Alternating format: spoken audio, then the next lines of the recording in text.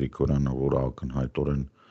Հայաստանի պետականության շահերը չի առաջբրդում, այլ ինչ-որ անհասկանալական բիզնես շահեր կամ այլ պետության շահեր, խոսքը Ռուսաստանի մասին է, ինչի մասին ես բազմիցս ասել եմ, ես համարում եմ, որ ինքը չի, որ պետք է այդ բանակցությունները վարի։ Սա մեկ։ Երկու, կա նաև մոտեցումների տարբերություն, թե ինչպես է պետք եւ ինչպես են մերոնք գնահատում այդ բանակցային գործընթացը, այս փուլում բանակցային գործընթացը չի կարող գնալ սահմանազատման, սահմանագծման մասին, ուղղակի չի կարող լինել, դա բովանդակություն, առավել եւս քայլեր չեն կարող լինել, որովհետեւ նման գործողություններ հնարավոր են միայն եւ բացառապես այն պահից հետո, երբ կա գոնե դեկլարատիվ ստորագրված փաստաթուղթ, ասենք, չգիտեմ,